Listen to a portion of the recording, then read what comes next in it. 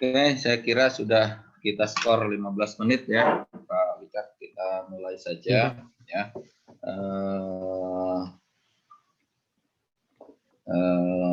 Apa namanya? Meskipun nanti ada yang terlambat, nanti mungkin bisa lihat lagi nanti dari recordingnya ya.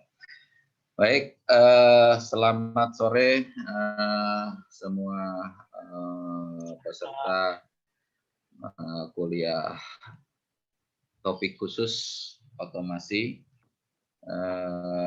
Kita lanjutkan kuliah kita dengan Bapak Dr. Wicak Ananduta ya, dengan judul Distributed Optimization. Jadi tidak lama-lama, saya langsung saja serahkan, silahkan Bapak Wicak untuk memulai. Waktunya saya serahkan ya, silakan. Terima kasih Pak Ferry.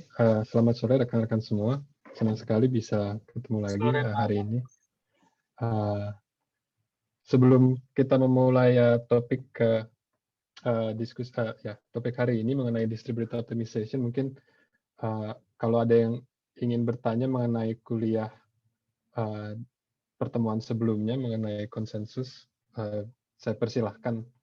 Atau atau kemarin sempat saya kirim contoh aplikasi ya simple dengan MATLAB konsensus. Kalau misalnya teman-teman ada yang sudah mencoba, juga mungkin ada yang kalau mau share pengalaman dipersilahkan.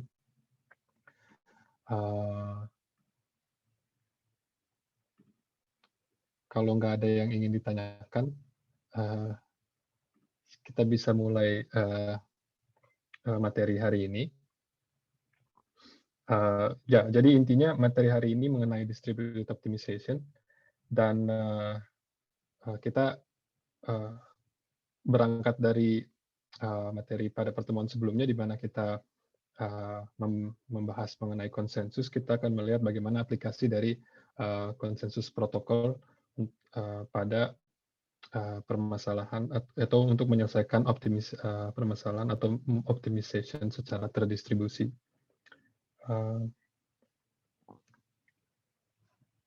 Outline dari kuliah hari ini seperti berikut. Pertama, saya akan mencoba memotivasi kenapa kita perlu, kenapa konsep distributed optimization itu menjadi penting, terutama pada masa saat ini. Kemudian saya akan membahas sedikit mengenai convex optimization, dasar teori optimisasi, khususnya terutama buat teman-teman yang belum pernah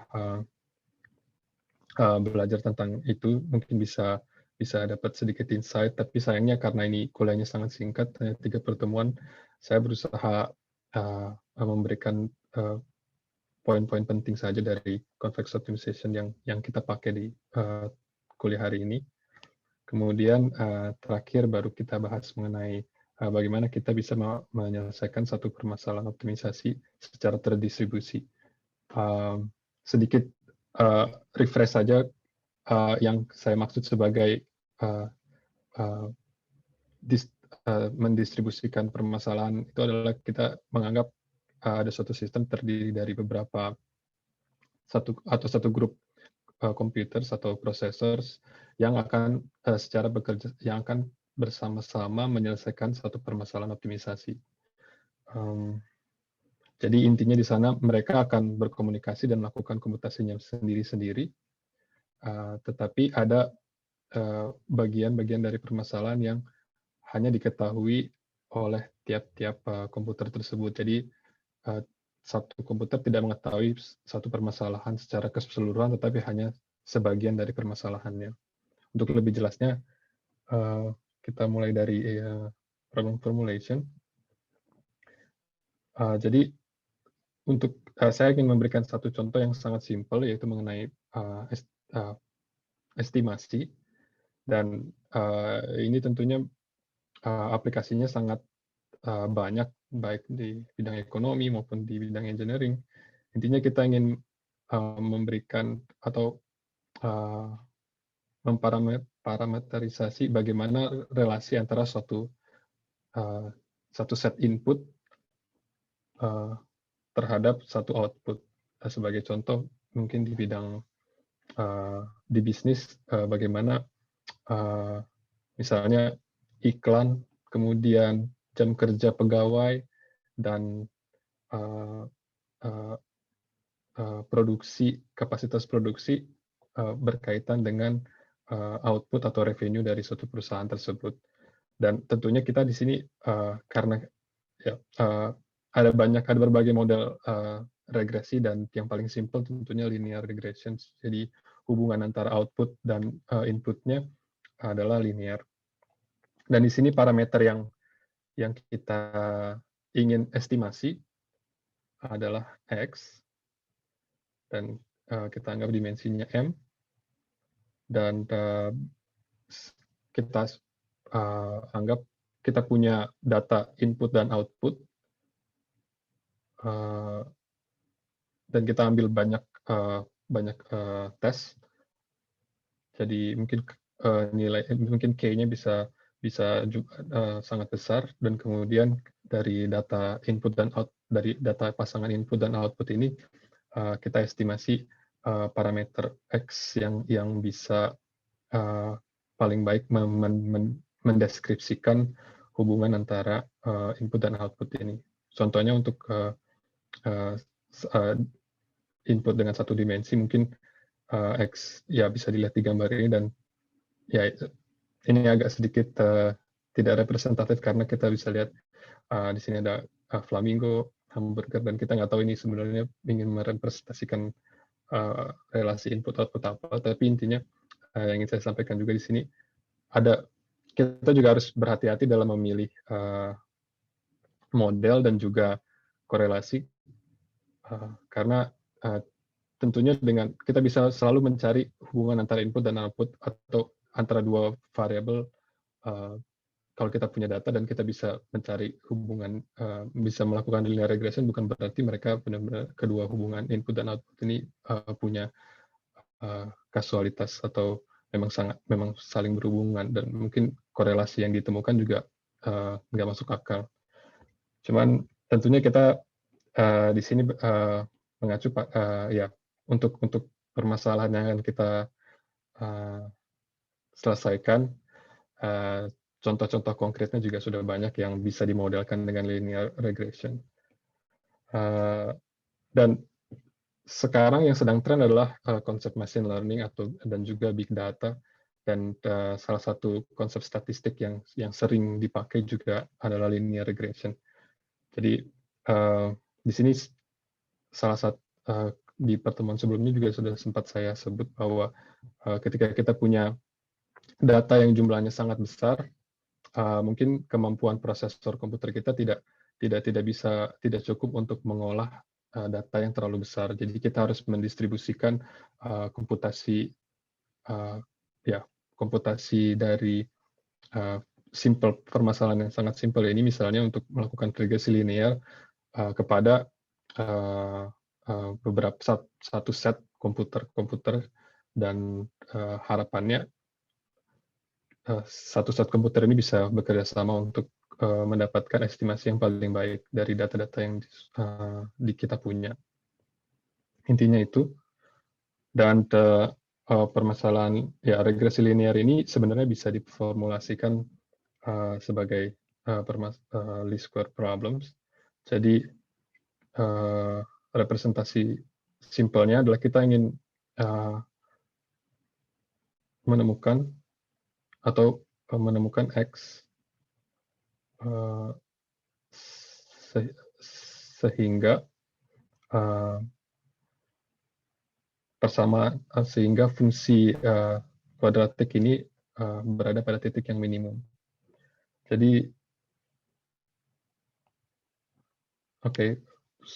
untuk teman-teman yang tidak familiar, ini notasi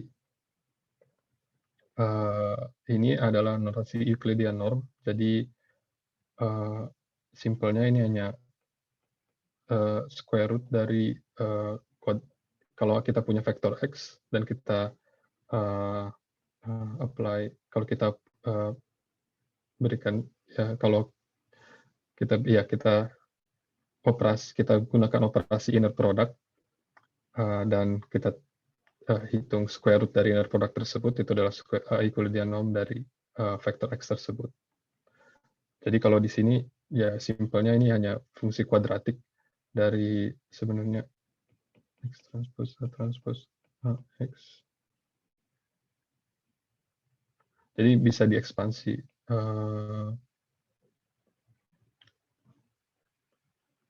Ya seperti fungsi kuadratik pada umumnya kita pasti punya kurang lebih seperti ini.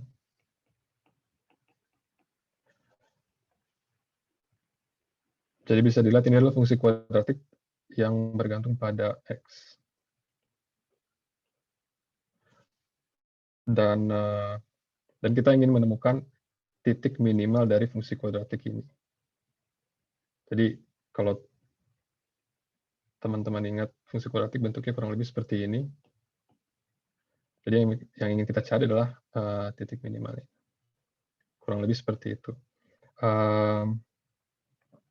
Ya ini untuk dimensi, untuk skalar X.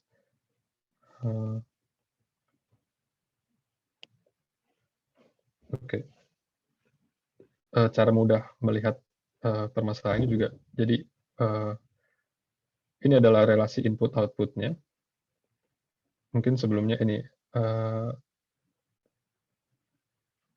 kalau kita punya data seperti ini dengan K 1 sampai, ya kita anggap N jumlahnya itu sangat besar, kita bisa stack data-data ini. Jadi dari B1, B2, sampai Bn. Mungkin ini harus saya jelaskan terlebih dahulu. Jadi ini B, vektor B, dan kita punya vektor input mulai dari A1, A2, sampai AN.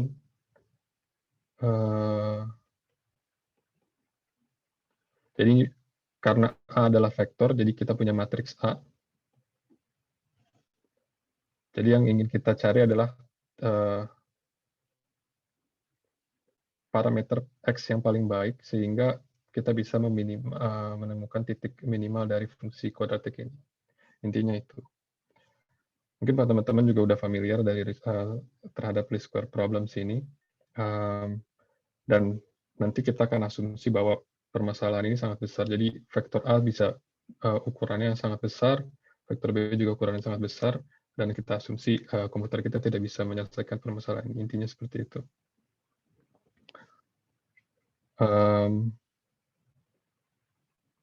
Kalau kita analisa lebih lanjut, sebenarnya kita punya objective function atau fungsi kuadratik ini adalah sebenarnya fungsi convex dan juga continuous. Seperti yang tadi sudah saya jelaskan, ini adalah fungsi kuadratik, dan mudah-mudahan teman-teman juga lebih ya udah cukup familiar dengan fungsi kuadratik. Jadi ada titik minimumnya, dan sebenarnya sudah banyak sekali variasi dari regresi seperti ini dengan tujuan-tujuan yang berbeda-beda. Ini beberapa variannya, dan teman-teman kalau penasaran bisa bisa googling sendiri kenapa ada beberapa varian tersebut. Misalnya kita bisa menambahkan fungsi regularisasi seperti ini, yaitu dengan tambahan objektif untuk meminimalisir atau mencari X yang paling kecil,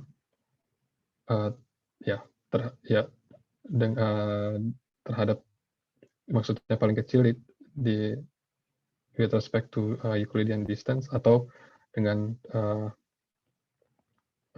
di ini adalah one norm. Jadi intinya kalau one norm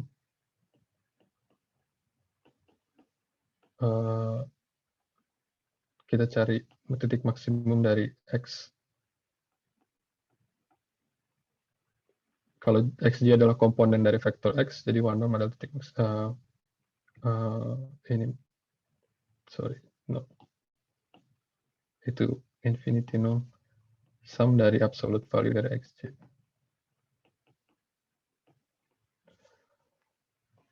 Jadi kita nggak cuma minimalis mencari titik minimum dari fungsi kuadratik ini, tapi pada saat yang bersamaan kita juga mencari x yang meminimalisir ini, tapi juga x yang meminimalisir dari one norm ini. Jadi kita bisa menambahkan banyak sekali, ya tergantung objektif kita ingin tujuan dari optimisasi yang ingin kita lakukan itu untuk apa, kita definisikan sebagai cost function atau objective function di sini.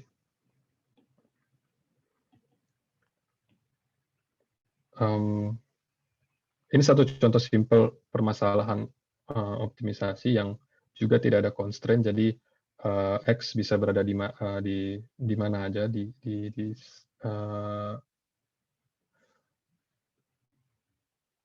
kemudian nanti kita akan bahas juga apabila x sebenarnya harus berada di satu set tertentu.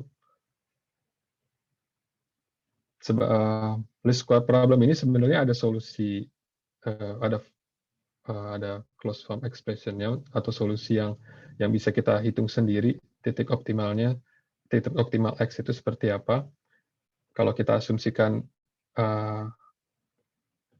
A itu rank-nya penuh, sebenarnya kita bisa, karena ini adalah sebenarnya fungsi kuadratik, dan kita juga bisa kita udah belajar sebenarnya dari SMA mungkin ya, ketika titik minimum dari fungsi kuadratik itu adalah ketika gradiennya 0 atau dan kalau kita cari persamaan yang fungsi kuadratik tadi,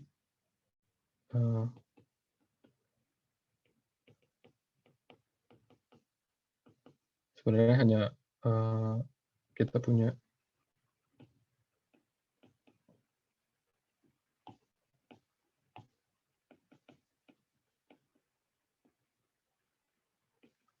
kalau saya nggak salah, ini harus seperti ini ya. Dan ini harus sama dengan 0. Jadi simpelnya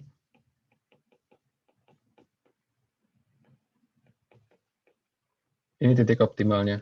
Jadi kita bisa sebenarnya kalau kita punya matriks A dan kita punya atau pengukuran semua data input kita dan juga kita punya data output kita bisa langsung menemukan parameter yang paling optimal dari model linear kita. Tapi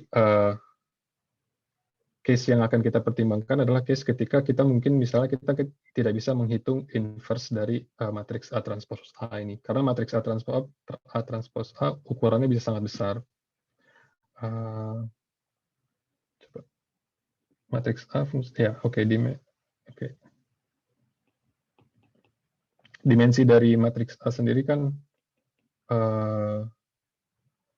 ini adalah dimensi dari X, ini adalah jumlah pengukuran yang kita punya. Jadi otomatis dimensi dari matriks A ini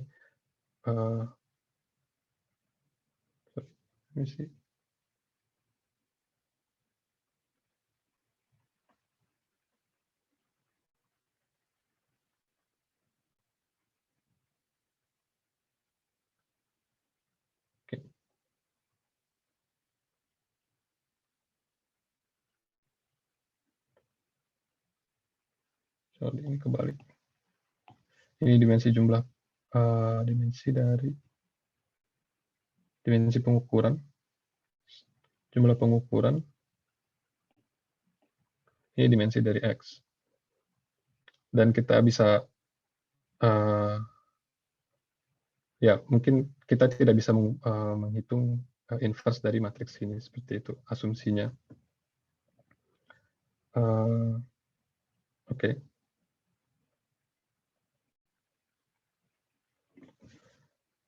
Jadi salah satu strategi untuk ketika kita dihadapkan pada permasalahan itu adalah kita bisa mempartisi dari pengukuran kita ini. harapannya ketika kita partisi matriks input dan output kita, kemudian kita bagi data dari matriks input dan output ini ke masing-masing prosesor. Kita anggap kita misalnya punya N prosesor, kita bagi data-data ini ke masing-masing prosesor tersebut, dan tentunya dimensi dari pengukuran ini jauh lebih kecil daripada dimensi dari total pengukuran. Harapannya dengan begitu kita bisa menghitung atau menemukan titik atau menemukan parameter yang paling optimal dari permasalahan kita. Kalau kita sudah melakukan pembagian tersebut, sebenarnya permasalahan yang tadi juga bisa kita tulis seperti ini, karena ya, jadi daripada kita mencari, ya sebenarnya ya dua permasalahan ini, dua fungsi ini adalah ekuivalen.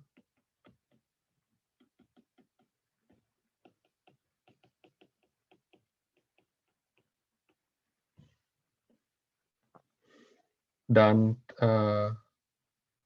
kenapa kita menuliskan permasalahan yang menjadi seperti ini adalah karena sekarang kita sudah mendistribusikan objective function atau ya objective function ke masing-masing prosesor. Tetapi tentunya kalau misalnya kita punya fungsi seperti ini, kalau kita ingin menemukan titik minimal dari dua fungsi, ya katakan F1,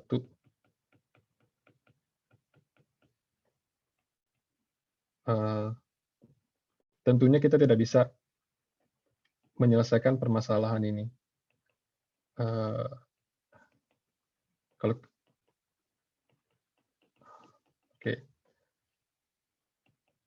Kalau kita ingin menemukan titik minimal yang point X yang meminimize penjumlahan dari kedua fungsi ini, point X ini tentunya tidak sama dengan point X ketika kita menemukan, belum tentu sama dengan point X ketika kita ketika kita ingin meminimize F1 atau ketika kita ingin meminimize F2. Jadi mungkin aja titik X ini titik yang meminimalisir fungsi yang pertama X1, tetapi sedangkan titik yang meminimalisir fungsi yang kedua X2, dan X1 tidak sama dengan X2. Sedangkan titik X yang di sini katakanlah X3 dan belum tentu sama dengan X1 dan X2. Jadi karena hal tersebut, kita tidak bisa begitu saja mendistribusikan permasalahan-permasalahan kecil kepada masing-masing prosesor dan membiarkan mereka, oke, sekarang masing-masing prosesor kita anggap sudah punya permasalahan ini.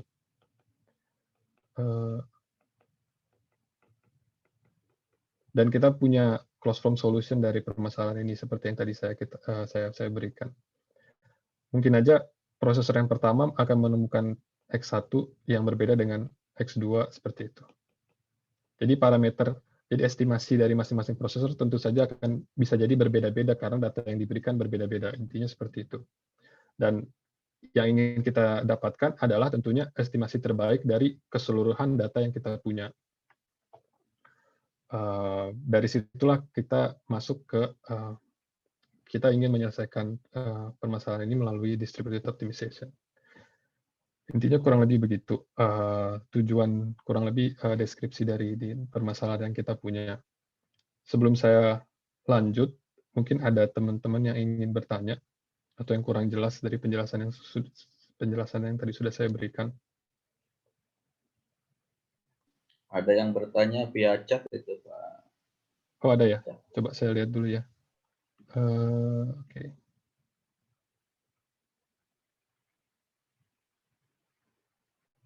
Pembagian jumlah data pengembalian mirip seperti batch size data pada machine learning neural network. Iya. Ya. Saya sebenarnya tidak berkecimpung di lebih ya pada spesifik topik machine learning dan neural network. Tapi kalau misalnya coba Pak Nova mungkin bisa cerita sedikit kalau di machine learning atau neural network itu seperti apa proses pembagian jumlah datanya dan apa yang dilakukan terhadap data tersebut. Iya, Pak Wicak. Jadi kalau di neural network ini kan kita pakai ada Keras kan, ada library-nya. Nah, dia itu membagi, biasanya kan neural network itu memiliki jumlah data yang banyak banget. Nah, untuk supaya pelatihannya itu tidak terlalu lama, dia itu membagi data itu, contoh kayak ada 10.000, setiap training itu dibagi menjadi contoh 1.000 berarti dia seperti itu sih. Jadi kayak pembagiannya seperti itu. Tapi masih di dalam satu komputer. Nah, kalau di distributed estimation ini yang saya paham itu pembagiannya itu bukan di satu komputer, tapi di beberapa komputer. Seperti itu tidak, Pak Wicak? Ya, jadi aplikasinya sebenarnya untuk distributed optimization bisa dua-duanya. Jadi kita juga bisa gunakan satu komputer, tapi nanti karena proses komputasi, misalnya proses komputasi matriks inverse matrix ini sangat besar. Tapi kalau kita menggunakan distributed optimization, size data kita otomatis jadi berkurang, per batch-nya jadi jauh mengecil. Jadi nanti bisa teman-teman lihat sendiri,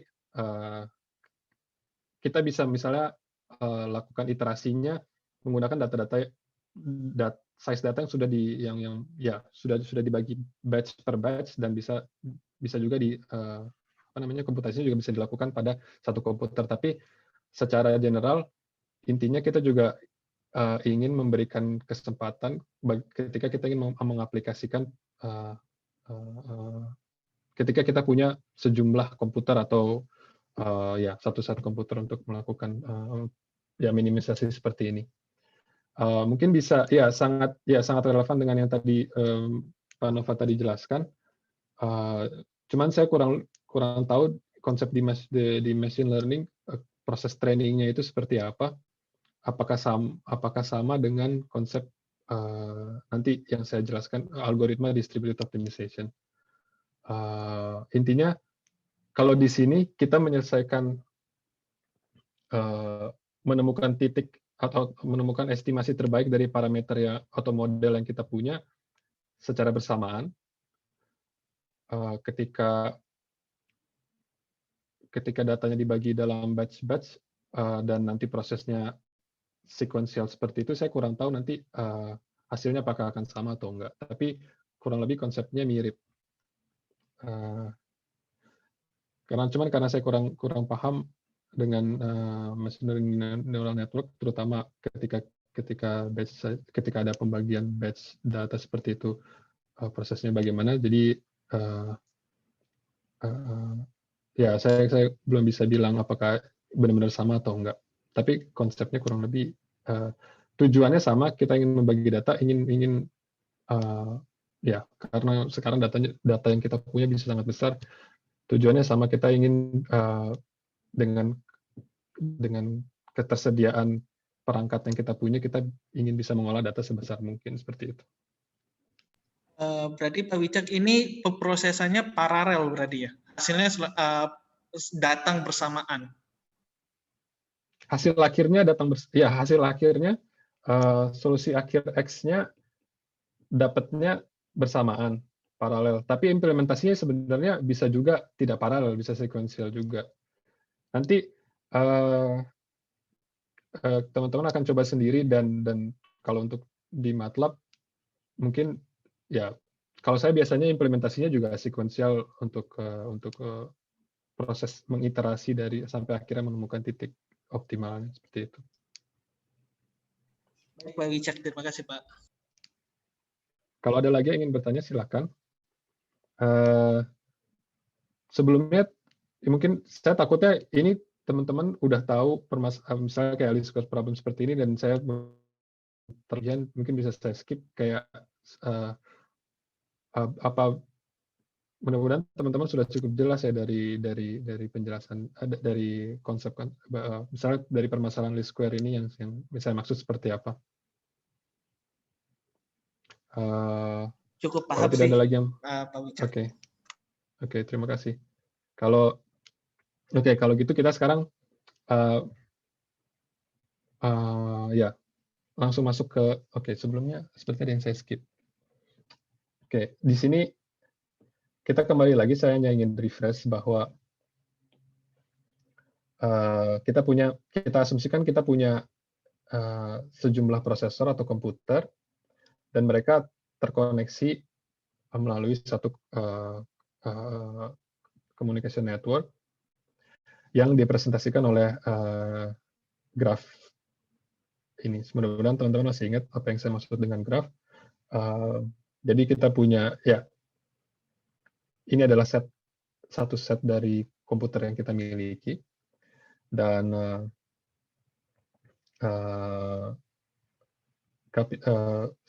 kaligrafik I ini atau simbol E ini melambangkan set dari communication links atau bagaimana tiap prosesor bisa melakukan pertukaran informasi antara Jadi ini mendeskripsikan bagaimana komputer dalam set N ini bisa berkomunikasi satu sama lain. Oke. Jadi kalau lebih abstraknya, kita asumsikan kita punya agents. Oke, lagi-lagi dideskripsikan oleh graf G ini. Ini set dari agentnya, dan ini adalah set dari communication links-nya. Kalau saya ulang representasi, kalau kita misalnya punya 4 agent seperti di topik sebelumnya, di pertemuan sebelumnya, dan bisa dibilang ya kurang lebih dengan ya ini setiap garis ini melambangkan link dari communication link. Jadi kita bisa bilang komputer satu bisa berkomunikasi dengan komputer yang kedua hanya bisa berkomunikasi dengan yang pertama dan keempat, dan seterusnya. Dan tujuan dan pada distributed optimization ini kita ingin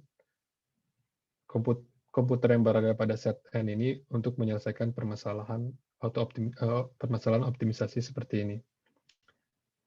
Intinya kita punya satu variabel X, kemudian masing-masing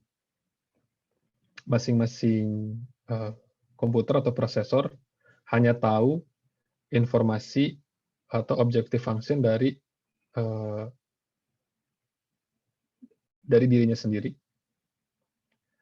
Jadi masing-masing komputer punya objective function-nya sendiri-sendiri, tetapi permasalahan yang akan kita selesaikan adalah di mana kita ingin mencari titik X dari penjumlahan objective function dari semua komputer tersebut. Dan kemudian kita juga bisa permasalahannya bisa lebih kompleks lagi ketika kita asumsikan X-nya ini harus berada pada suatu set. Maksudnya mungkin X ini harus berada pada range, kalau kita anggap misalnya X ini skalar, mungkin X ini harus berada pada range, misalnya pada range ini, misalnya 3 sama 4. Jadi kita harus menemukan titik paling optimal dari X yang tetap berada pada range ini, seperti itu. Kurang lebih itu maksud dari constraints. Jadi constraints bisa bentuknya berbagai jenis. Sepertinya nanti akan saya jelaskan lebih detail. Oke. Ya. Jadi ini tadi sudah saya jelaskan bahwa masing-masing agent atau prosesor memiliki cost function-nya sendiri-sendiri, dan kita asumsikan cost function itu convex. Nanti akan saya refresh apa itu convex function. Kemudian untuk kuliah ini kita akan asumsikan juga cost function, masing-masing cost function itu differentiable, jadi kita bisa menghitung gradiennya atau menghitung gradiennya. Dan seperti yang tadi sudah saya jelaskan untuk contoh least square problem, sebenarnya cost function dari masing-masing agentnya adalah fungsi kuadratik, dan fungsi kuadratik itu strongly convex. Sebelumnya saya juga kurang tahu padanan kata dari strongly convex dalam bahasa Indonesia, jadi saya tetap pakai terminologi dalam bahasa Inggris, mohon maaf sebelumnya. Kemudian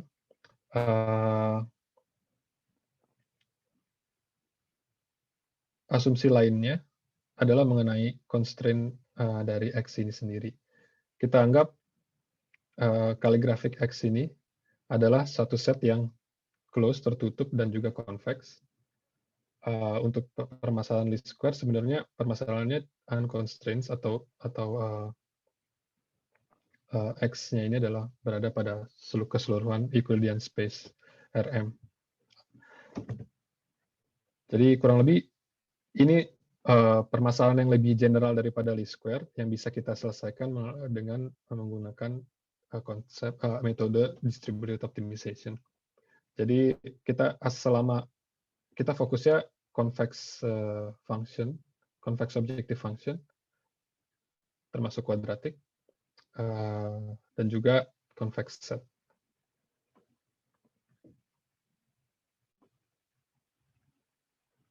Oke, supaya saya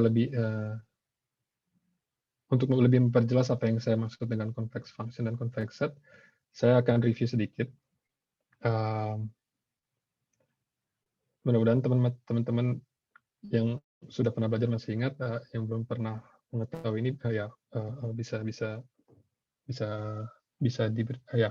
lebih jelas setelah beberapa slide ini. Jadi satu set itu dinyatakan sebagai suatu set yang convex apabila kalau kita ambil dua titik dari set tersebut, kemudian kita hubungkan kedua titik ini dengan satu garis, titik-titik yang berada pada garis itu harus tetap berada pada harus tetap berada pada set tersebut. Jadi kita secara matematis intinya seperti ini. Kalau untuk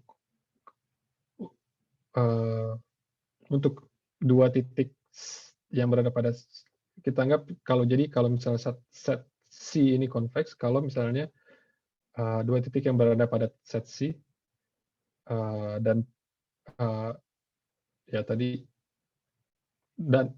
dua titik yang berada pada titik-titik yang berada di antara dua titik set C ini, X dan Y, itu tetap berada pada set C.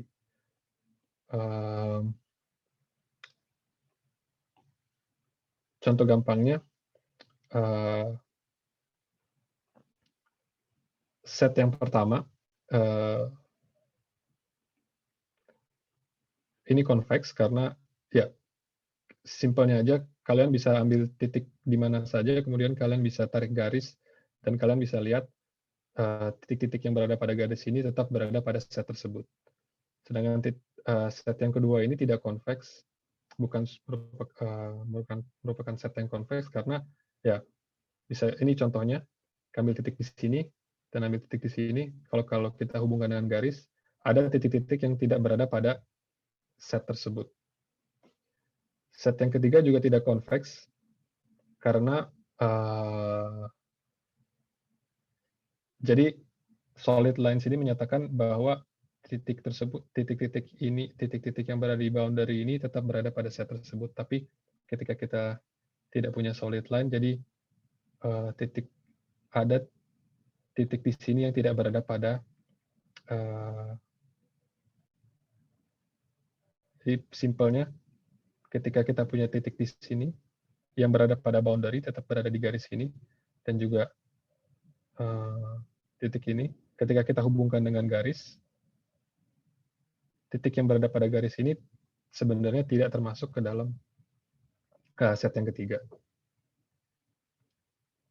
Secara ya mungkin lebih mudah mencerna konsep convex set melalui gambar seperti ini. Contoh convex set sebenarnya ada banyak ya. Hyperplanes, half space itu maksudnya seperti ini. Misalnya ini polyhedron, bola juga convex. Ya, kurang lebih. Jadi yang tadi saya sampaikan ketika kita mengasumsikan set atau constraint set dari permasalahan optimisasi kita adalah convex, kurang lebih gambarannya seperti ini. Jadi dan set-set seperti ini merupakan ya bisa dibilang set yang reguler. Jadi kita punya jadi set seperti ini punya banyak properti-properti yang sangat yang sangat yang bisa dieksplor. Kalau misalnya secara teoritis juga analisanya lebih mudah. Kemudian sebelum saya masuk ke slide selanjutnya,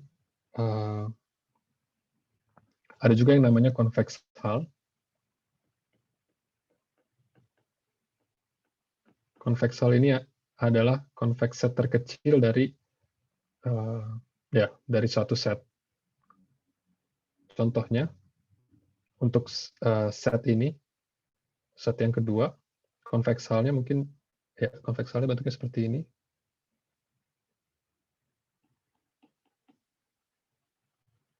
Untuk set yang ketiga, convex hull-nya bentuknya seperti ini. Sebenarnya tetap box, tetap square, tapi tertutup. Tapi boundary elemennya ada. Ya. Jadi kalau kita misalnya punya permasalahan optimisasi dan kita punya ternyata constraint kita ternyata adalah sebuah sebuah set yang tidak convex. Mungkin kita bisa merelaksasi permasalahan kita dengan mempertimbangkan convex hull-nya. Dan tentunya solusi yang kita dapat bisa jadi tidak berada pada set originalnya. Mungkin solusinya ada di sini. Dan ya jadinya tentunya solusi itu bukan merupakan solusi yang sebenarnya, tapi hanya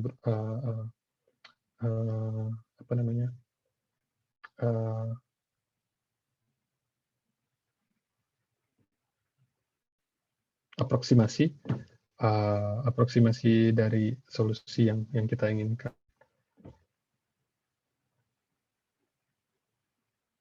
Oke, itu definisi dari convex set. Dan sedangkan convex function seperti contohnya quadratic function, definisi formalnya seperti ini. Sebuah function f, sebuah fungsi f itu convex apabila domain dari fungsi tersebut adalah sebuah convex set, dan apabila untuk semua poin atau untuk poin X dan Y yang berada pada domain fungsi tersebut, dan juga convex combination dari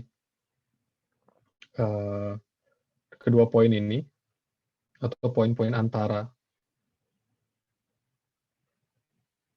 Kalau kita tarik poin-poin antaranya, kita punya pertidaksamaan seperti ini. Jadi intinya kurang lebih, gambar ini mungkin lebih mudah mendeskripsikan dari pertidaksamaan ini. Kalau kita cari poin-poin antara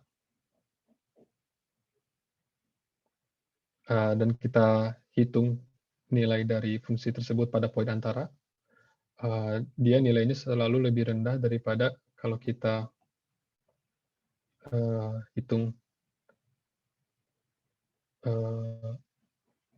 fungsi atau convex kombinasi dari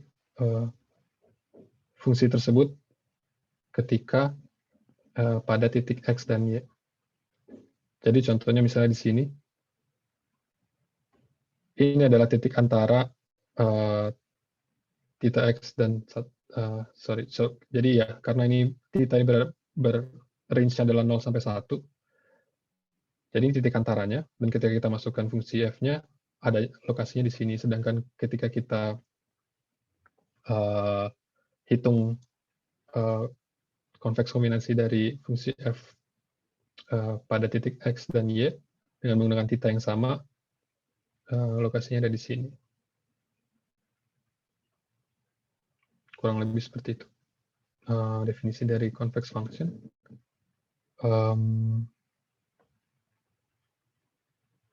Contohnya ada banyak. Untuk yang scalar, eksponensial, logaritmik, x log x. Kemudian untuk multidimensional, misalnya norms yang tadi semua norms bisa Euclidean norms atau one norm yang tadi sudah sempat saya singgung juga, infinity norm. Quadratic function juga merupakan suatu convex function. Linear function itu juga convex. Dan selain convex, linear function juga concave. Jadi ada convex function. Kalau concave function, simpelnya adalah kalau f itu concave apabila minus f itu convex.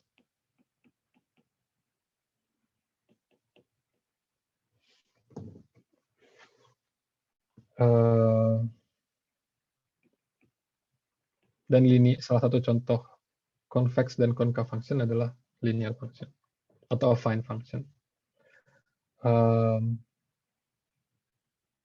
Dan sejauh ini untuk convex optimization, jadi intinya objective function dari problem optimisasi kita asumsinya adalah convex. Contoh fungsi yang tidak convex juga mudah sebenarnya. Misalnya seperti ini. Kalau kita ambil dua titik ini, kita tarik garis, tentunya kita bisa lihat pertidaksamaan ini jadi terbalik seperti ini.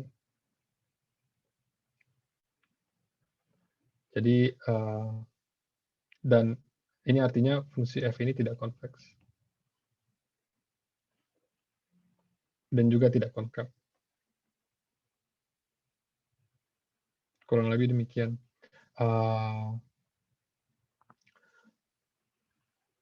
Selanjutnya, kalau kita asumsikan fungsi convex kita juga differentiable, kita punya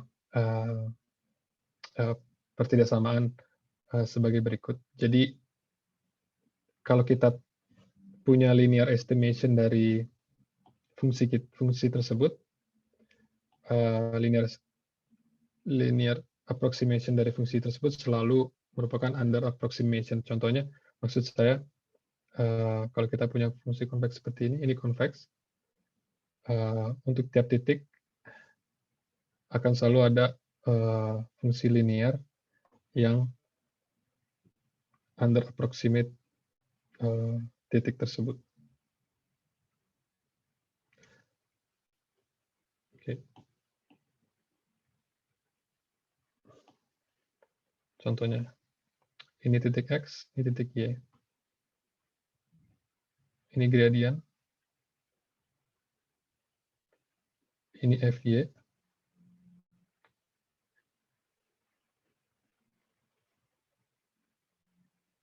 Dan ini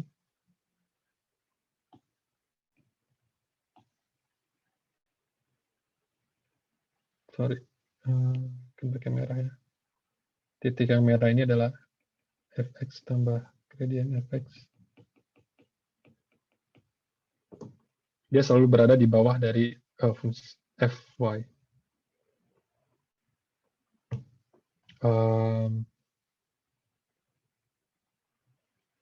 Kemudian kalau fungsi convex kita itu twice differentiable, jadi bisa diferensiasi 2 kali. Hessian dari fungsi kita tersebut untuk pada tiap titik X in the domain adalah selalu positif semi-definite.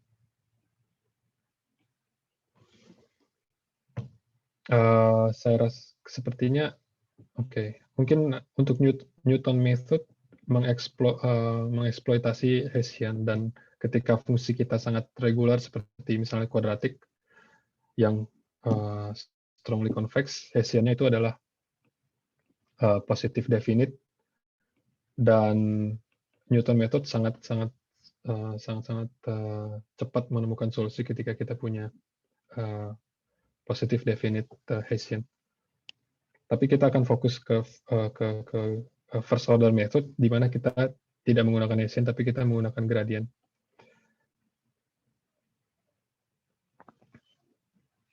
Jadi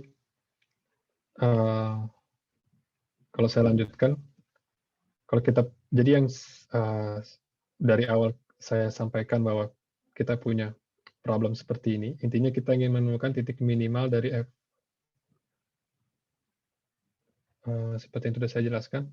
Kemudian asumsi kita adalah F differentiable dan convex.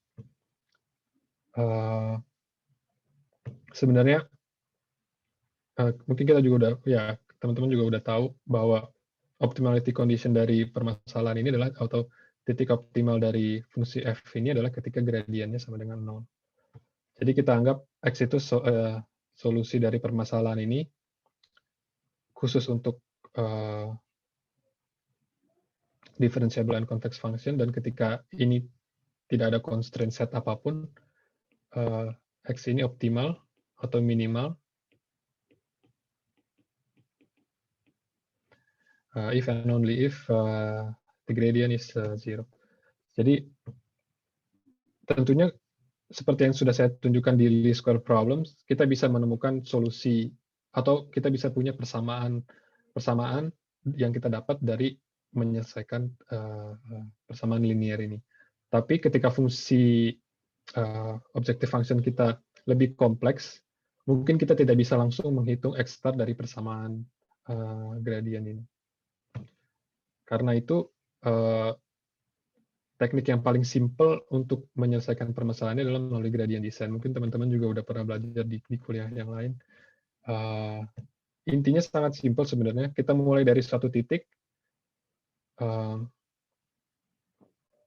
Konsepnya juga sangat simple.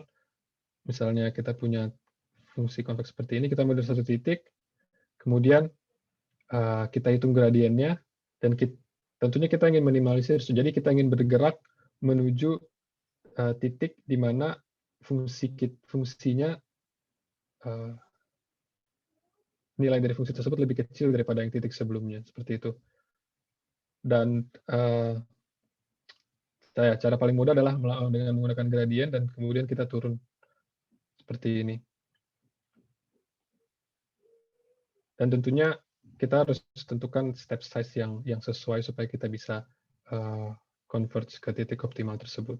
Karena mungkin aja ketika step size-nya terlalu besar, kita kembali ke sini, ke titik ini, dan kemudian kita harus balik lagi ke sini. Jadi ada kemungkinan untuk osilasi seperti itu. Untuk detail gradient descent, kalau teman-teman penasaran seperti apa, bagaimana kita bisa memilih alpha yang baik, ada banyak metodenya. Teman-teman bisa cek juga di buku dari Stephen Boyd mengenai convex optimization.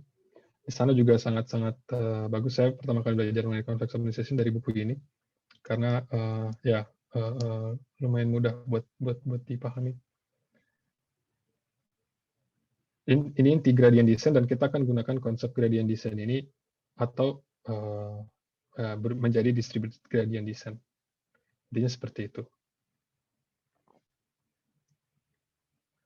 Satu konsep lagi yang ingin saya jelaskan adalah mengenai projection.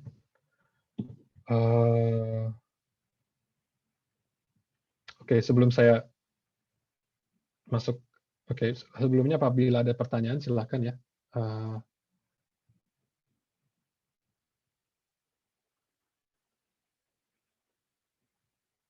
Apakah disebut ini ada irisannya dengan blockchain technology?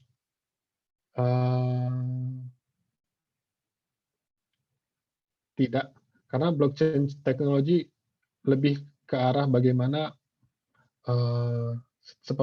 sepengetahuan saya yang sangat minimal mengenai blockchain teknologi adalah mengenai mereka konsep blockchain teknologi lebih concern kepada security dari proses distribution proses kalau nggak salah. Jadi atau decentralized proses, bukan misalnya konsep atau metode untuk melakukan distributed atau menyelesaikan permasalahan optimisasi seperti ini. Seperti ya, sepengalaman saya lebih ke arah security dari decentralized prosesnya. Mungkin ya saya kurang paham juga mengenai blockchain. Tapi sepengalaman saya tidak ada kaitannya dengan menyelesaikan permasalahan optimisasi. Kalau ada yang ingin ditanyakan mengenai beberapa konsep mengenai convex optimization yang saya jelaskan sampai saat ini, silakan ditulis di chat box. Dan yang terakhir adalah mengenai projection. Intinya projection adalah kita ingin menemukan titik terdekat. Kalau kita punya titik X dan kita punya convex, ini juga nggak apa-apa sih. Kita punya convex set seperti ini, kita ingin tahu titik terdekat dari X yang masih berada dalam set yang kita pertimbang, yang kita punya. Ya, dan simpelnya titiknya mungkin ada di sini, ada di boundary tentunya. Jadi Y ini adalah projection dari X. Dan secara matematis bisa kita tuliskan seperti ini intinya. Lagi-lagi kita lihat ini sebenarnya ya Euclidean distance dari titik Z yang meminimize fungsi kuadratik ini. Jarak antara X dan Z. Jadi kita bisa, Z ini bisa semua titik yang berada di set C, kita cari poin yang meminimalisir jarak antara X dan titik yang berada di sini.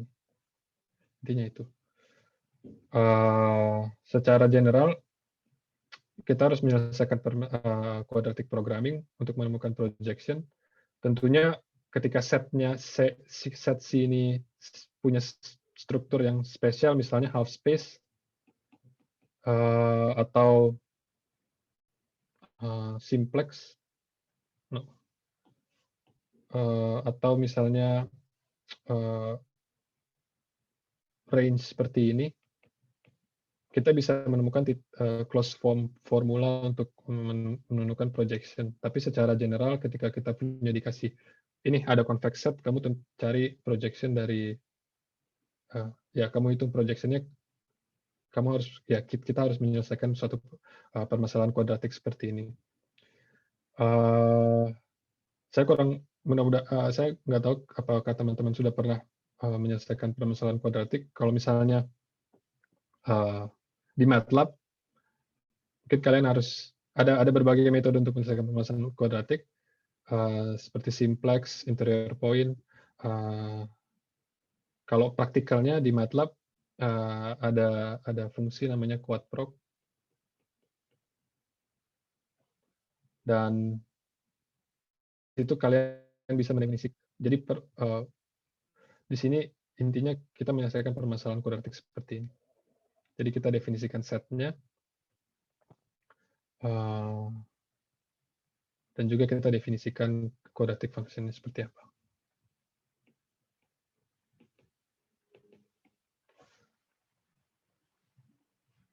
Oke. Jadi tadi sudah saya jelaskan mengenai gradient descent, sangat singkat memang, dan di pertemuan sebelumnya saya jelaskan mengenai konsep dari konsensus, di mana masing-masing dengan adanya konsep konsensus, tiap agent bisa menemukan titik agreement yang titik agreement kalau misalnya sebelumnya di pertemuan sebelumnya titik agreement-nya adalah rata-rata dari titik awal dari masing-masing agent. Kalau di sini titik agreement yang ingin kita capai adalah optimal solution dari permasalahan optimisasi yang kita punya. Intinya seperti itu. Jadi kita akan komunikasikan kedua konsep itu, konsep konsensus dan konsep gradient descent. Jadi tiap agent pada intinya secara kasarnya tiap agent akan menggunakan gradient descent untuk mengkomputasi titik yang dia atau poin yang akan dia capai atau dan dengan adanya konsensus selain titik ini akan berusaha menuju ke titik optimal dari dengan adanya konsensus kita akan bergerak ke arah titik optimal dari fungsi summation of dari penjumlahan dari fungsi-fungsi masing-masing agent tersebut. Intinya seperti itu. Oke, di sini asumsinya saya tekankan lagi tiap f adalah fungsi yang convex dan differentiable. Kita asumsikan tentunya solution exist karena ada juga fungsi-fungsi yang kita tidak bisa mencapai titik optimalnya. Kemudian, kita asumsikan sekarang agent-nya terkoneksi melalui communication network yang mungkin bisa berubah-ubah. Jadi pada satu iterasi tetangga saya adalah agent 2 dan 3, sedangkan pada iterasi berikutnya tetangga saya adalah agent 4, misalnya seperti itu. Agent yang lain. Satu notasi yang pengen saya sampaikan. Oke, di sini adalah ini kaligrafik n sub I, atau ini adalah set dari tetangga dari agent I pada iterasi ke K. Jadi ini semua agent yang ini harusnya ada K-nya. Di mana ada links antara agent I dan agent tersebut pada iterasi K.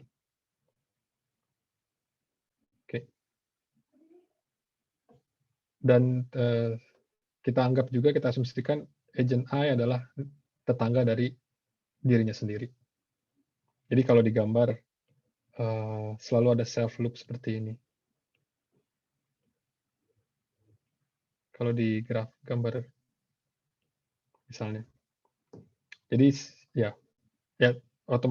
asumsi ini juga masuk akal karena tentunya karena saya punya datanya, saya bisa mendapatkan data tersebut dari diri saya sendiri. Jadi algoritma distributed gradient method yang ingin saya sampaikan di sini diformulasikan oleh Profesor Angelo Yanedi. Ada di papernya tahun 2018. Beliau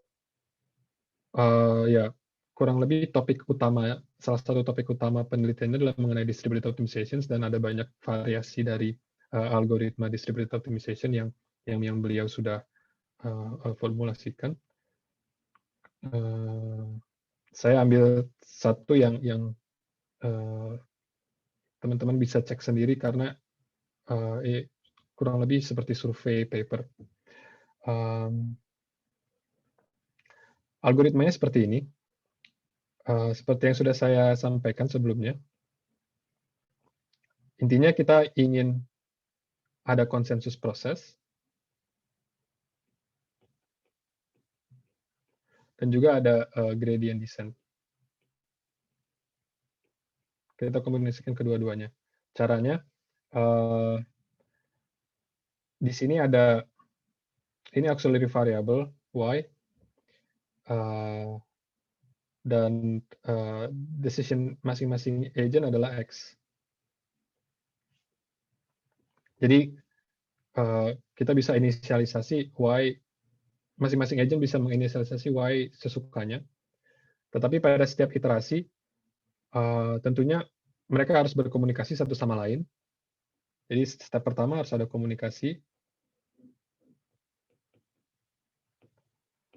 yang mereka tukar infonya adalah uh, uh, uh, info X-nya masing-masing. Jadi XJ ini kalau misalnya J adalah tetangga dari I,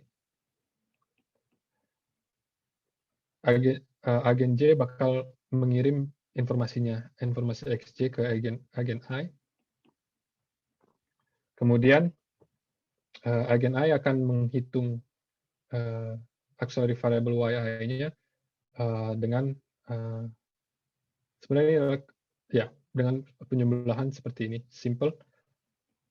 Ini konsensus proses ini agak sedikit berbeda dengan konsensus protokol yang saya sampaikan di pertemuan sebelumnya. Pertemuan sebelumnya, kalau nggak salah, ada term seperti ini ya, XJK minus XIK.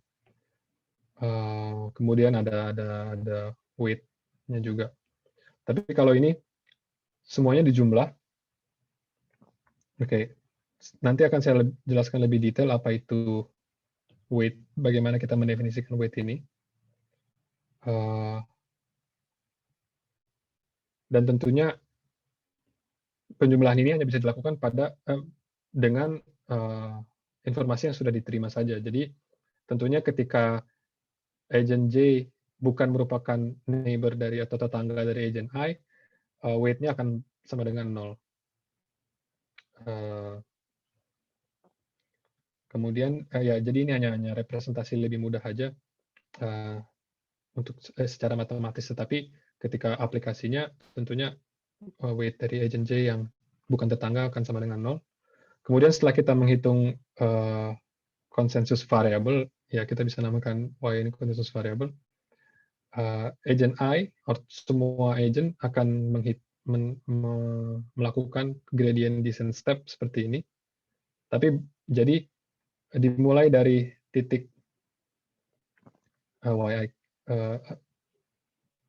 YIK yang sudah dihitung pada step yang pertama, dan kemudian juga kita asumsikan kita bisa menghitung gradient dari masing-masing agent, bisa menghitung gradient pada titik YI tersebut, dan akan ada step size alpha.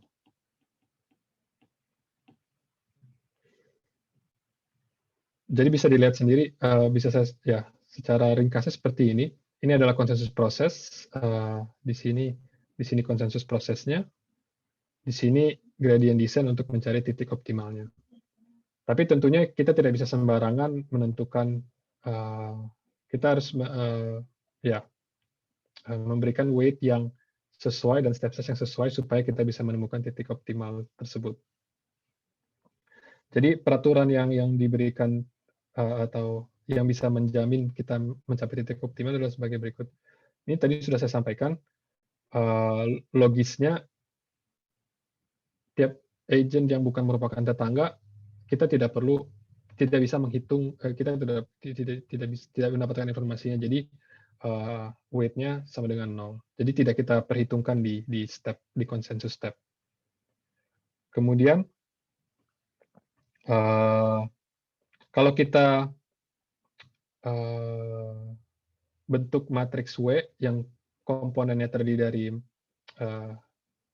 WIJ ini, matriks W harus doubly stochastic, artinya penjumlahan tiap row-nya harus sama dengan 1. Jadi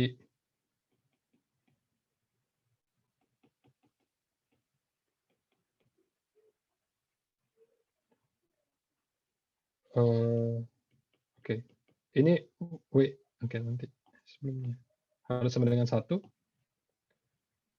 Kemudian nggak cuma row-nya, kolomnya juga harus sama dengan 1 penjumlahannya.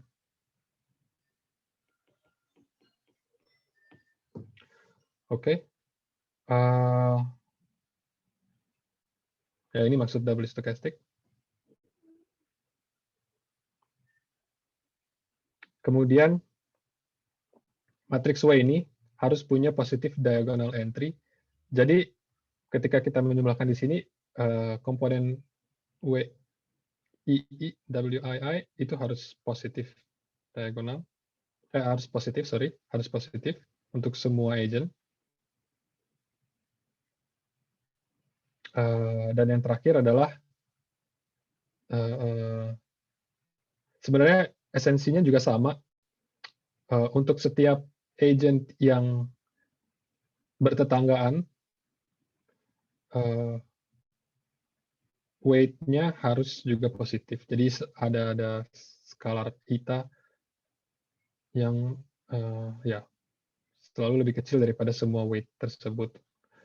Jadi intinya juga sama di sini. Ini harus positif juga. Wij harus positif.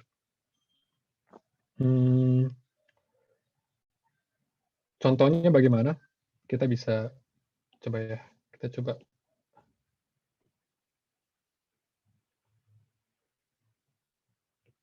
Kalau kita punya 4 atau 3, supaya lebih simpel. Seperti ini misalnya. Ini agent 1, 2, dan 3. Kita tahu adjacency matrix, mudah-mudahan teman-teman masih ingat. Adalah seperti ini. Jadi di sini kita tahu agent 1 bertetangga dengan agent 2 dan 3, agent 2 bertetangga dengan agent 1, agent 3 bertetangga dengan agent 1. Dan kita bisa mendapatkan matriks W dimulai dari adjacency matrix. Oke.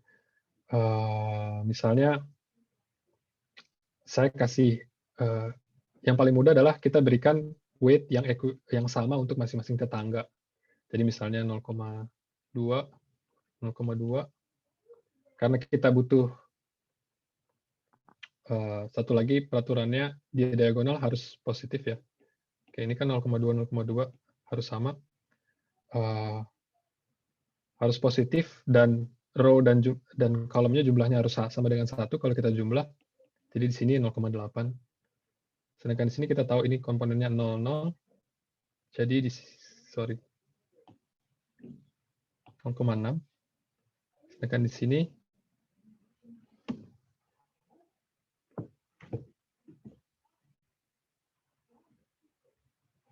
oke.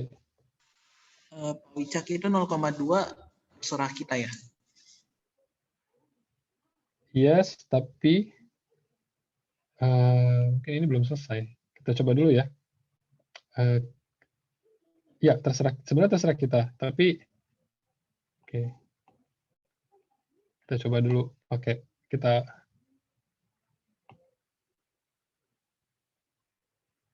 ini 0,8 ya. Oke, coba aja. Sorry, 0,6. Ini kayaknya belum jadi doubly stochastic, tapi kita akan coba bisa nggak mengkonstruksi doubly stochastic dari sini. Ini 0,2 ya. Ini 0, ini 0. Ini juga 0,8. Sorry. Oh ya, ini udah ada doubly stochastic ya. Ya. Ini ya, jadi ini satu contoh doubly stochastic, tapi nanti teman-teman bisa coba main-main sendiri. Kira-kira bisa bikin rule seperti apa untuk W supaya intinya adalah penjumlahannya ke sini 1, ke bawah 1 untuk semua row dan semua kolom. Jadi trik yang paling mudah adalah weight dari tiap tetangga disamain aja. Jadi misalnya kita punya misalnya dimensi dari tetangga kita, karena ada misalnya kita punya tetangga 4, kita anggap aja ya, kita juga harus menghitung diri kita sendiri 5 misalnya, kita kasih weight seperti ini, tapi parameter ada alfa, ada A misalnya, jadi ya ini A nilainya harus lebih kecil daripada 1 dan positif. Kita kasih weight seperti ini ke masing-masing tetangga, dan kemudian tentunya nanti penjumlahan dari ini pasti penjumlahannya kurang dari 1. Ya kan? Ketika ini penjumlahannya kurang dari 1, nanti untuk diagonal, untuk supaya jadi 1 diagonalnya kita bisa jadiin 1 minus penjumlahan ini.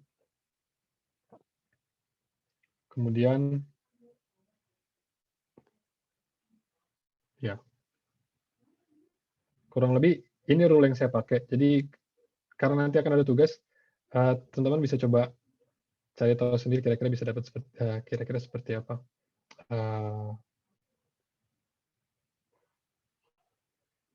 Jadi kalau di sini ya berarti di sini kita lihat tetangganya ada 2,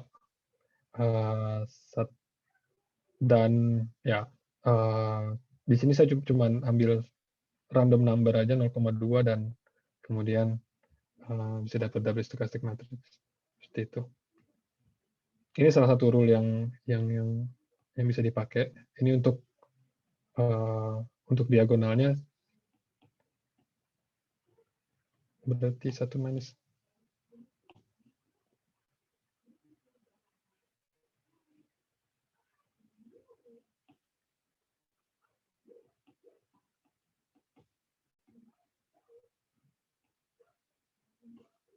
Ya, 1 minus. Ini untuk yang komponen y. Jadi nggak ada parameternya, bisa terserah kalian dan kalian bisa coba sendiri. Yang penting rule yang harus kalian perhatikan adalah ini. Pastikan weight yang kalian gunakan ya memenuhi persyaratan-persyaratan ini. Persyaratan ini harus karena ya tentunya kalau nggak tetangga kita nggak dapat informasi tersebut. Dan yang paling penting adalah double stochasticity dari W. Itu untuk weight-nya. Kemudian untuk step size, kita pakai vanishing step size. Jadi step size-nya harus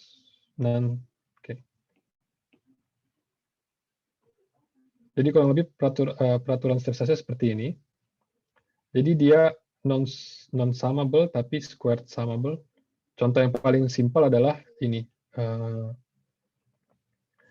Kalau K adalah iterasi kita, jadi kita bisa pakai alpha K, misalnya 1/K. Kurang lebih begitu. Jadi dengan kedua rules atau requirements dari weight dan alpha, mungkin nanti. Ya, algoritma ini akan converge ke titik optimal dari permasalahan optimisasi yang kita ingin selesaikan. Dan ketika kita punya permasalahan yang lebih kompleks, ketika kita punya compact and convex sets, ketika X harus selalu ada di dalam set ini, dengan asumsi yang sama, sebenarnya algoritmanya juga modifikasinya tidak banyak. Jadi ini tetap ada konsensus proses, tetapi untuk gradient descent step-nya harus ada projection. Jadi projection ini jadi kita harus menyelesaikan quadratic programming yang tadi saya sempat singgung. Jadi kita hitung gradient descent-nya, kemudian kita cari titik terdekat dari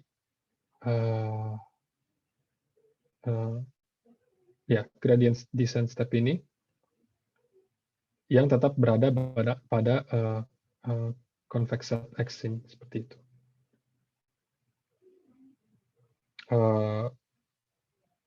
Aplikasi praktisnya jadi seperti yang sudah saya sampaikan, kita hitung titik ini. Pertama kita hitung gradient descent step, kemudian kita harus menyelesaikan satu quadratic problem,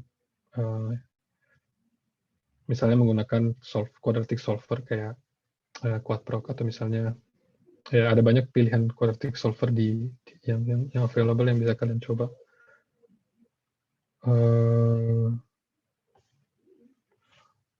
Kemudian sudah ada juga ada juga publikasi yang ketika jadi kalau di sini setiap agent harus tahu convex set-nya permasalahan secara keseluruhan. Tapi ketika convex set-nya, ketika informasi convex, ketika ketika tiap agent punya convex set-nya masing-masing, xi let's say, untuk semua i, dan kita harapannya si X solusi kita berada pada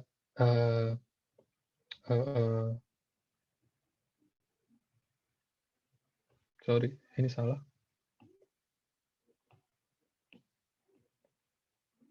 Ketika kita harapannya si set X ini berada pada intersection dari convex set ini, yang kita anggap non-empty.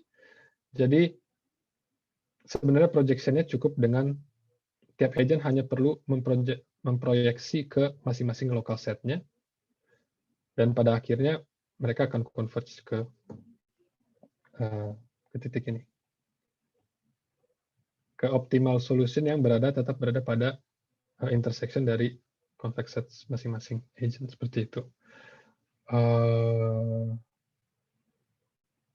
Hasil dari kalau kalian penasaran, kalian bisa baca di paper ini.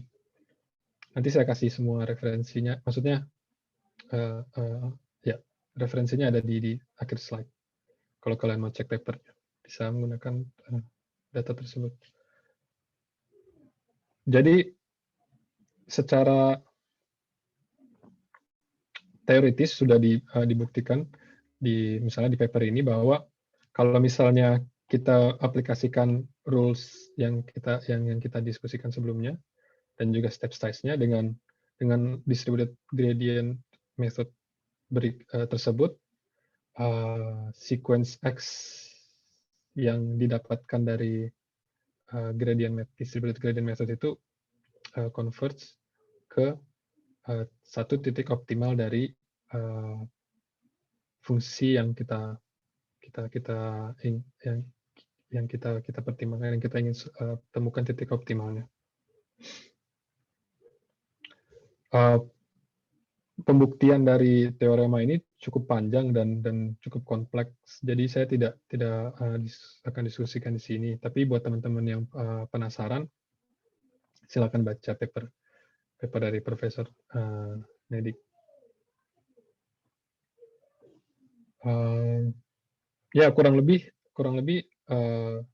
demikian konsep distributed optimization dan salah satu distributed optimization method yang bisa dibilang menjadi fondasi dari distributed optimization method lainnya yang saat ini sedang banyak dikembangkan oleh berbagai research group, dan bisa dibilang kalau dilihat dari penampilannya, algoritmanya sebenarnya cukup simple. Ada satu proses konsensus, satu lagi gradient descent step, dan dengan konsep yang cukup bisa dibilang simple tersebut, kita bisa menemukan solusi dari permasalahan satu optimization problem secara terdistribusi. Sebelum saya mengakhiri kuliah ini, mungkin saya bisa kalau ada yang ingin bertanya silahkan. Kemudian kita bisa diskusikan tugas yang saya harap bisa dikerjakan secara grup. Karena kemarin ketika Pak Ferry mengundang saya, Pak Ferry juga sempat bilang kalau bisa dikasih tugas supaya dapat bisa mengimplementasikan langsung apa yang kita diskusikan. Sebelum saya masuk ke grup assignment, mungkin teman-teman kalau ada yang ingin bertanya, ada yang ingin ditanyakan, silahkan, terutama mengenai algoritma atau permasalahannya sendiri. Tentunya saya tidak ingin bahas secara detail mengenai misalnya teorema ini, tapi kalau misalnya lebih praktikal mengenai algoritmanya sendiri atau misalnya permasalahan distributed optimization, silakan saja. Kalau misalnya ada yang ingin ditanyakan, atau mengenai konsep convex optimization secara general juga saya persilakan kalau ada yang ingin bertanya.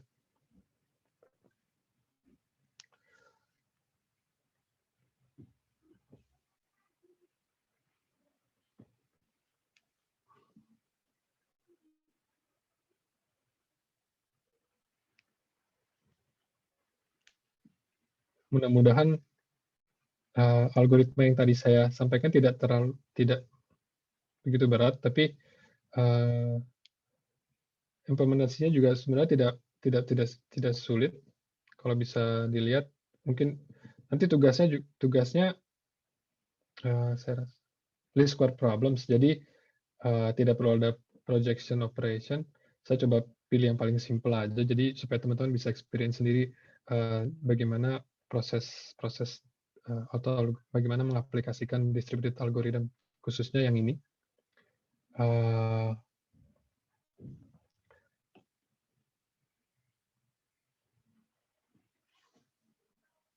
Dan intinya juga simple. Pasti saya yakin teman-teman sudah pernah gradient descent mungkin teman-teman sudah familiar, dan kemarin kita mendiskusikan tentang konsensus, dan di sini kita mengintegrasikan kedua-duanya.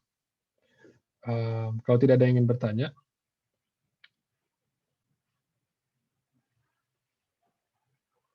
atau kalau tidak ada pertanyaan, maaf Pak Wicak, saya lupa, itu apa ya, mewakili apa ya? Sorry? N itu mewakili apa ya? Maaf. Oh, N ini ya? Iya Pak. N ini mewakili jumlah komputer atau jumlah agent.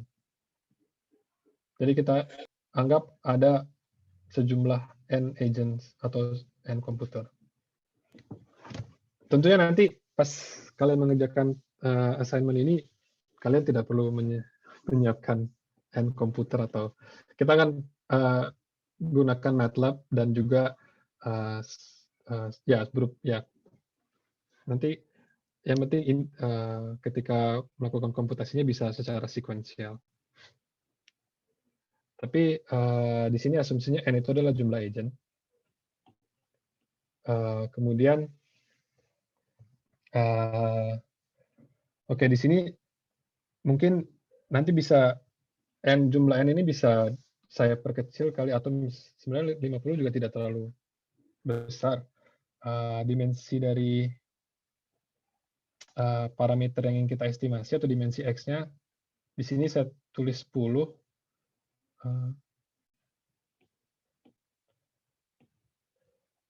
Dan kemudian nanti dimensi dari pengukuran yang tiap-tiap agent punya mungkin berkisar dari 5 sampai 10. Dan nanti saya akan berikan matriks A untuk masing-masing agent, dan juga output pengukuran dari B, atau output pengukuran B untuk masing-masing agent. Jadi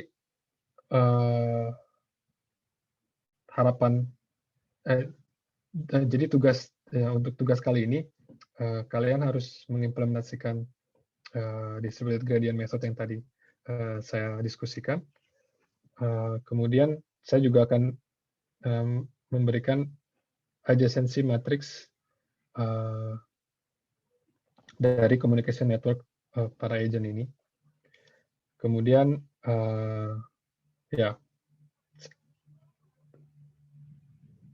sorry, ini 2 kali ya. Sebenarnya ada 2 tugas ini maksudnya pelanjutan. Yang pertama, coba pakai satu graf yang fix atau communication graph yang fix. Kalian harus tentukan sendiri weight W-nya dan juga step size-nya. Kalian bisa pakai step size yang tadi yang sudah saya diskusikan. Mungkin challenge-nya hanya menentukan memastikan W ini memenuhi semua persyaratan yang tadi saya berikan. Kemudian implementasinya bisa sequential, bisa pakai for loop di MATLAB, dan kemudian pada akhirnya yang saya harapkan adalah plot dari convergence plot seperti ini. Jadi kalian plot X pada tiap iterasi dibandingkan dengan solusi optimalnya. Dan juga plot evolusi dari fungsi tersebut. Itu tugas. Untuk yang pertama, kalian bisa gunakan fixed graph. Yang tugas yang kedua, kalian bisa asumsikan pada setiap 5 iterasi communication graph-nya berubah. Jadi kalau misalnya communication graph-nya berubah, kalian harus gunakan weight matrix yang berbeda sesuai dengan communication graph-nya tersebut. Dan kalian bisa, yang menarik adalah nanti kalian bisa evaluasi kira-kira ketika kalian mengerjakan yang pertama, communication graph yang mana yang menghasilkan solusi lebih cepat daripada maksudnya lebih cepat kalau parameternya adalah jumlah iterasi yang dibutuhkan. Dan ketika kalian mengalternate atau mengubah-ubah ketika communication network-nya berubah-ubah, apakah itu lebih cepat atau enggak? Kalian bisa bandingkan dengan hasil tersebut. Oke, mungkin saya bisa share MATLAB file. Oke, tunggu sebentar.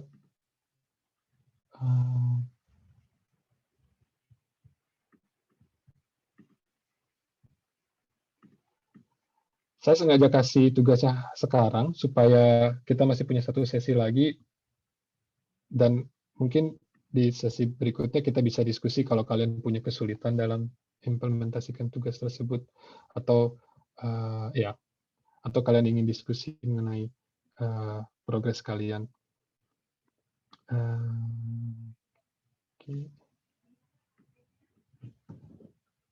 Oke, ini second screen saya. Mudah-mudahan kalian bisa lihat ya.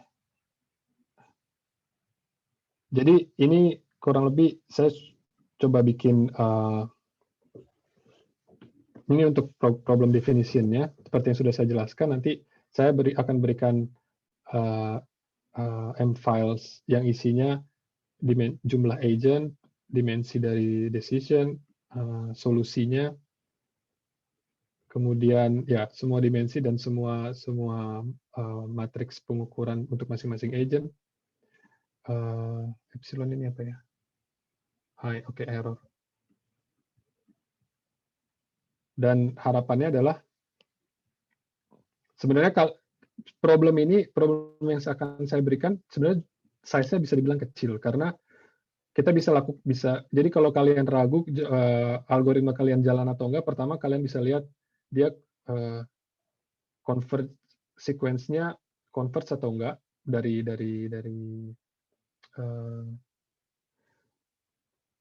dan yang kedua adalah kalian bisa bandingkan dengan solusinya dengan melakukan closed form solution-nya sebenarnya bisa dihitung sendiri.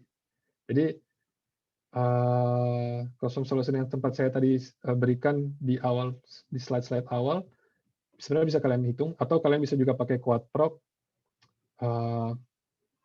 Hasilnya pasti sama.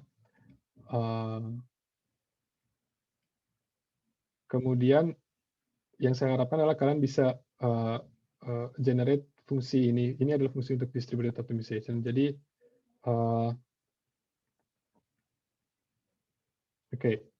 ini nanti akan saya berikan juga untuk mengenerate communication graph. Selain itu, saya juga akan berikan fungsinya. Jadi kalian bisa main-main sendiri juga. Intinya ya fungsi run. Ini saya bikin sendiri. Cuman simple, sebenarnya ini cuman outputnya adalah adjacency matrix dengan dimensi n, sejumlah agent, dan level of connectivity. Jadi kalau misalnya level of connectivity-nya 1, artinya kita punya complete graph, artinya setiap node berhubung dengan semua node-node lainnya. Jadi kalau level of connectivity-nya setengah, itu artinya setengah dari total jumlah node links yang links complete graph seperti itu.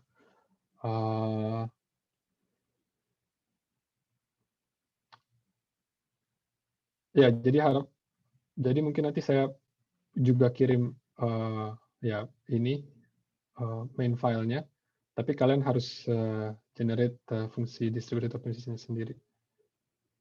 Saya udah coba juga, jadi juga sebenarnya nggak susah implementasi dari algoritma tersebut, tapi ya kalian bisa coba sendiri supaya lebih menarik. Nanti kalian yang saya harapkan adalah kalian memplot error atau convergence dari X dan fungsinya seperti itu. Mungkin sebelumnya sekarang kita ada berapa? Kalian berapa orang ya? Kurang lebih. Sepertinya 14 deh. 14 ya. Bisa dibagi 3 atau bagi 4 ya? Bagi 4 kali. Dibagi 4 bertiga, yang berempat. Oke, nanti mungkin saya bisa ini Pak, bisa kasih 4 dataset. Jadi kalau teman-teman bisa membagi per grup masing-masing ya sendiri bagi kelompok sendiri-sendiri. Kemudian nanti mungkin Pak Ferry bisa menyampaikan berkoneksi dengan Pak Ferry, grup 1 dapat dataset yang mana, grup 2 dapat dataset yang mana, supaya bisa berbeda-beda datasetnya. Itu kali apa ya buat tugasnya. Jadi minggu depan jadi kita bisa diskusikan lagi juga kalau kalian punya kesulitan dalam implementasi algoritmanya. Sebenarnya algoritma juga ya bisa tidak begitu sulit, cuman kalian intinya di sana adalah kayak kalian bisa pakai for loop. Jadi untuk pada tiap iteration agen yang pertama yang melakukan perhitungan, kemudian agen yang kedua dan berikutnya sampai agen yang ke N, kemudian baru mulai iteration yang baru. Jadi anggapannya dalam for loop itu adalah dilakukan secara paralel, asumsinya seperti itu aja biar lebih mudah. Gitu. Ya, mungkin langsung aja itu 14 berarti kalau dibagi 4 kelompok 3, 3, 4, 4 ya, gitu ya. Iya, Pak. Ya. Gitu aja. Ya. Tolong di ini aja deh, mungkin Nova ya, Nova tolong di koordinir ya. Baik Pak. Oke. Pak Wicak, izin tanya Pak. Itu boleh. Kan tadi kan untuk tugas kedua itu communication graph-nya kan berubah. Perubahannya itu pakai cara gimana ya? Karena kan adjacency matrix-nya juga akan berubah kan. Sedangkan kan adjacency matrix-nya Bapak yang kasih. Itu gimana ya jadinya? Iya. Jadi nanti saya kasih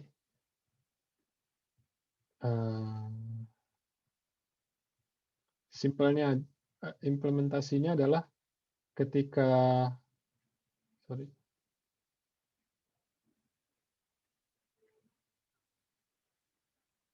nanti saya akan kasih 3 communication graph misalnya. Jadi kalian di sini saya bilang setiap 5 iterasi kalian ganti aja, kalian ubah communication net. Jadi communication network-nya berubah pada setiap 5 iterasi. Jadi iterasi 1 sampai 5 kalian gunakan satu communication graph, kemudian iterasi 6 sampai 10 communication graph yang kedua, dan begitu terus 11 sampai 15 yang ketiga, dan kemudian berulang lagi ke yang pertama.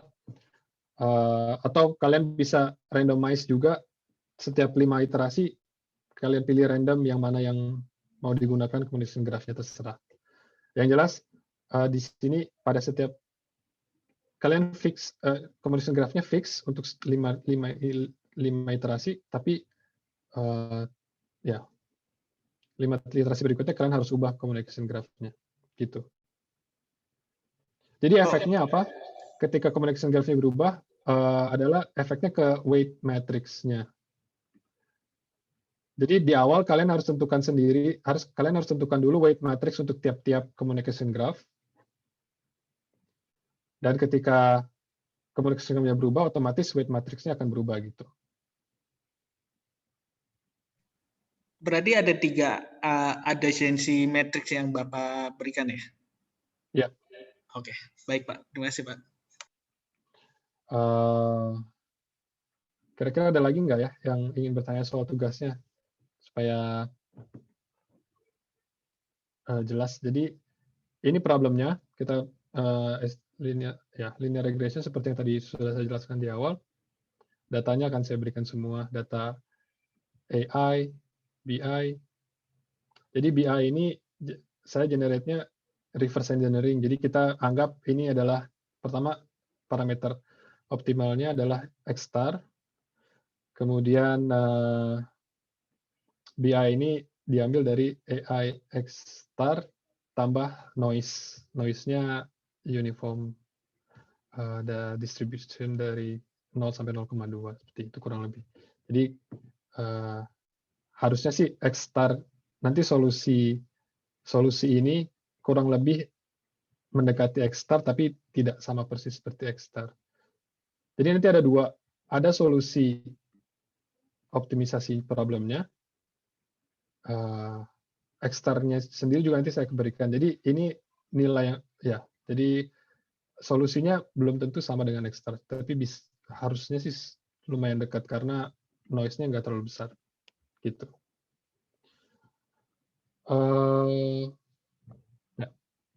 Ada lagi yang ingin ditanyakan mengenai tugasnya atau mungkin mengenai materinya? Kalau tidak, ya jadi ini adalah referensinya.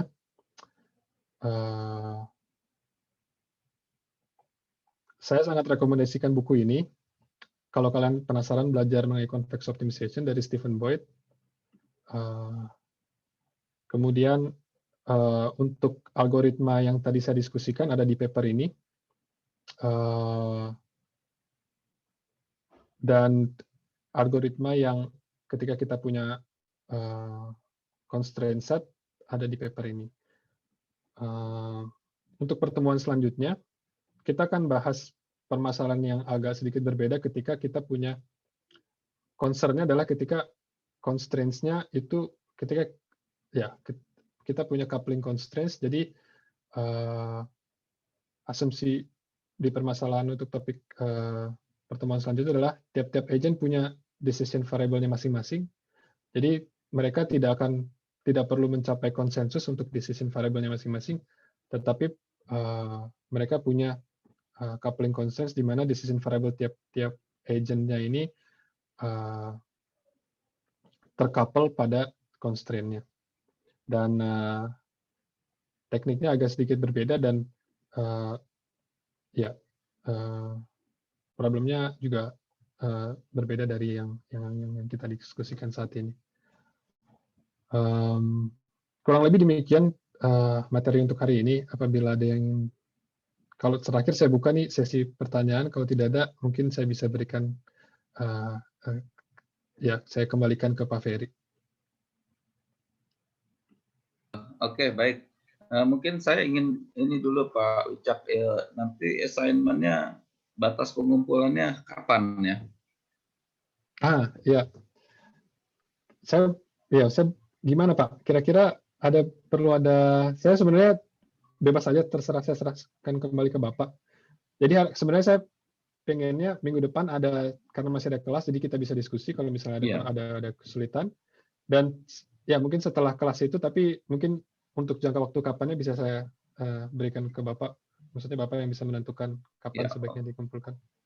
Ya, maksudnya apakah sebelum minggu depan atau bisa saja nanti? Minggu depan. Bisa setelah minggu depan aja ya pengumpulannya, bukan dalam minggu ini ya, bukan Pak. Sebelum. Oke, kalau begitu. Baik. Ya supaya minggu depan bisa diskusi lagi Pak. Jadi kalau misalnya jadi minggu depan itu belum dikumpulkan ya, tapi sudah didiskusikan dulu. Oke, baik. Terus satu lagi Pak Wicak, itu minggu depan itu kan sudah mulai puasa ya. Jadi mungkin bisa nanti agak lebih cepat mungkin ya. Dan kita tidak akan delay kali ya, minggu depan kita akan langsung waktunya tepat, kita jam 4 kita akan mulai. Dan kalau bisa sebelum maghrib, ya ini jam segini nih sekarang maghrib nih, mulai udah azan barusan. Jadi kalau minggu depan mungkin tolong agak dipercepat, jadi sebelum maghrib kita sudah bisa selesai, karena untuk waktunya maghrib itu nanti untuk berbuka puasa gitu ya Pak. Ya Pak. Oke, baik. 5:30 kurang lebih ya Pak ya? Ya. Baik. 5:30 boleh Pak, bisa Pak. Ya, baik. Terima kasih. Kalau demikian untuk kuliah hari ini kita selesaikan sampai di sini, dan kita ucapkan terima kasih untuk Pak Wicak yang sudah mau memberikan share ilmu mengenai distributed optimization ini. Baik, selamat sore semuanya. Untuk selanjutnya nanti kita akan jumpa minggu depan lagi. Assalamualaikum warahmatullahi wabarakatuh. Terima kasih Pak. Selamat sore. Baik, saya tinggal ya. Oke. Terima kasih Pak Wicak. Ya. Ya, terima kasih semuanya.